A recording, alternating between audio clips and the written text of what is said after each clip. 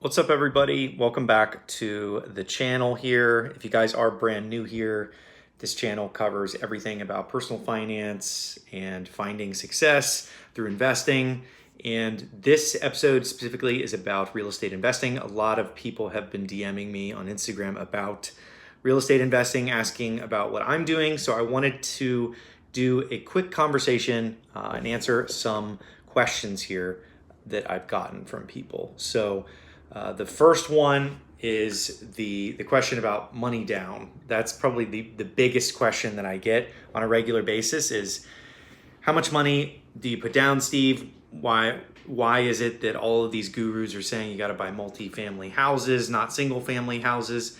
And the majority of the time people are selling something. They're plugging something like, for example, your Grant Cardone is, I love that guy. He's a super motivational guy, of course.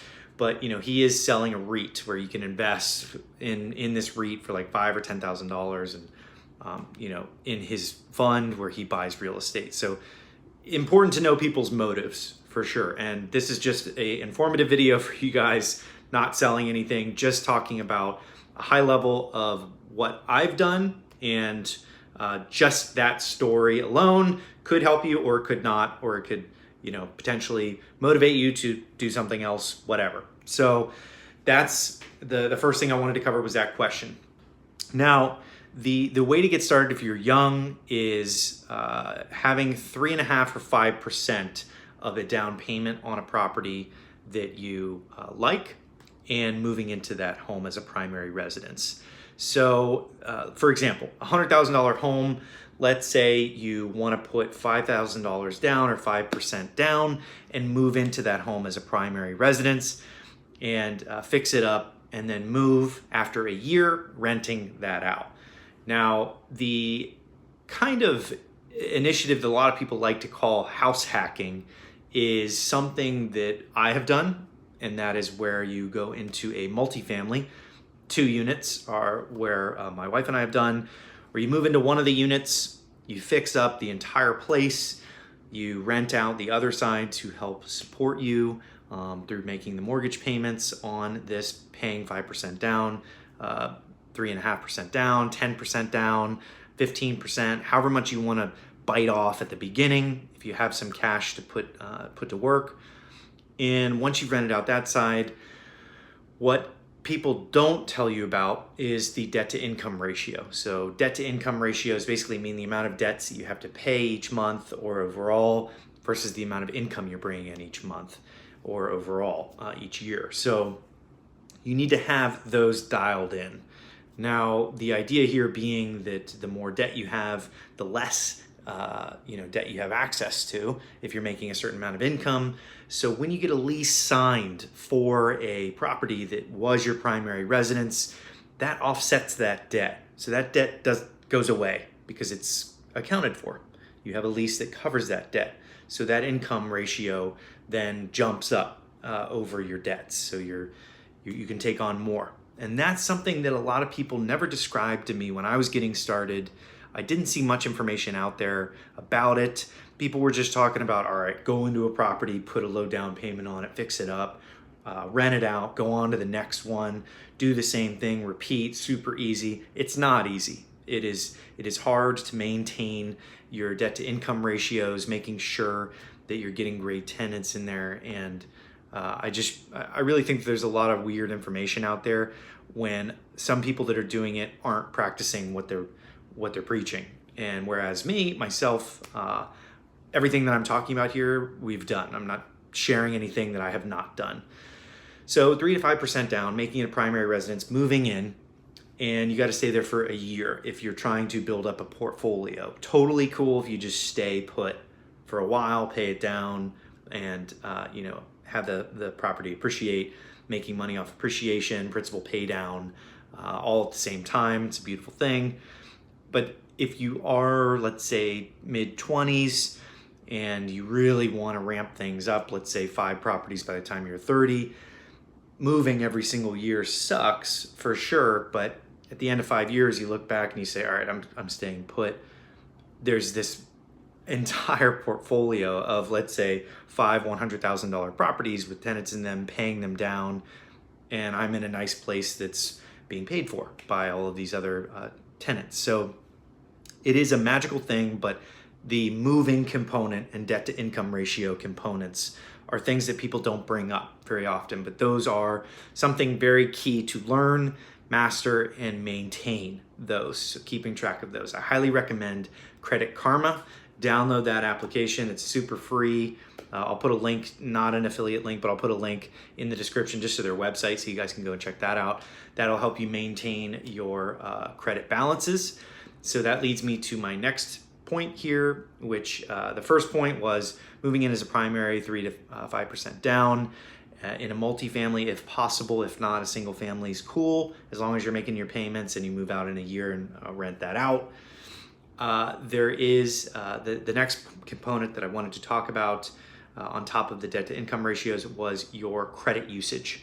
Now, something no one really told me about, and I had to learn from the ground up after I figured out about debt to income ratios, about renting after you're leaving and moving into the next property, and doing the almost a part of the Burr method in a way, is your credit usage is extremely important.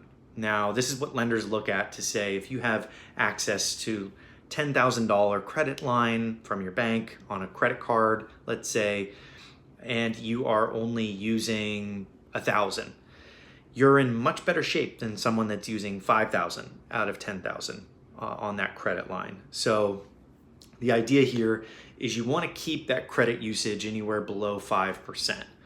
3 to 5% is ideal. A lot of people recommend staying sub 3%, but we've really tried to stay below 3% of usage, just to really maintain that you're not carrying a balance, you're paying it off every month, treating it as cash, not spending money that isn't there in your account that you can pay, just making the perks work for you. So the idea here is that you look very creditworthy, you're building up that strong profile on Credit Karma, your credit score, your TransUnion and Equifax scores, and really honing in the ability to build out a portfolio, because you will need credit. You will need to look at lenders, and if you're 1099, you're going to need 2 years of employment proof, whether through self-employment or if you're W-2, you're probably going to also need 2 years or 1 year, 2 pay stubs usually. But the idea here is low credit usage, maintain your debt to income ratios as you're going, and just save money as you want to build up these different down payments. It's such a common issue that I have with some of these big gurus out there, like your Dave Ramsey's and things like that, that just start at the baseline of that people are stupid. It's just not true. And if you are motivated and you want to create something great, that means that you are already ahead of the game. You just need to have your head right, saving money, making sure that you can get to 3.5% or 5% down, put it into a property, get yourself in there, fix it up, have some fun fixing the place up, make your payments, make sure you're maintaining that debt to income ratio, your credit usage is on point, making sure that you're staying around the 3% or less, 5% at most of credit usage. Always be increasing those credit lines. There's no harm done there. If you call up the bank, or I believe Bank of America and Chase and things like that, you can do it online. Just click a button that says increase my credit line to $1 million, and then they'll say, all right, we've increased it to 15,000, 20,000, 50,000, and they slowly kind of start building up. And as you have that bigger credit line and you're using even the same amount, but you're increasing your credit line, that usage goes down because you're increasing the amount that you have access to, and that is trustworthy to the lenders, and they're willing to deploy more capital in your direction, give you more access if you are maintaining those ratios. So if you have a lender that you know, that's great. Look in all across the board, shop around. Don't necessarily lock into one always, but it is good to develop a relationship with multiple ones, especially if you're scaling up to like a 5 or a 10 property portfolio. Really, really important. And something I'm not really going to cover too much on this episode, but I did want to mention is asset protection. So There's a lot of attorneys out there. I'm based in Florida, and there's a ton of asset protection attorneys here. But really going to them, they cost a lot. They're like $400 an hour, $300 an hour. So take a 30-minute meeting with them. Ask them what the best things to do with LLCs are. In Florida, there are things called land trusts that are pretty crazy, where you can own properties anonymously as a trustee of an LLC through a land trust. There's all sorts of really interesting mechanisms you can use, but don't overcomplicate things. Literally just find a property you like, purchase it at a price that makes sense, especially now after all of this COVID stuff blows over. Properties are, people are putting things up for sale. There are a lot coming up for sale in a lot of markets all over the world because people are worried about this forbearance period. Once the forbearance period is up, people have to make their payments and they're still on unemployment. At the time of filming this, we're at 40 million unemployed in the US. If that forbearance period hits and we're still at 40 million unemployed, there's a big risk of just flooding the market of defaults, of people just defaulting on their mortgage. They're not going to be able to make payments over the coming months after that.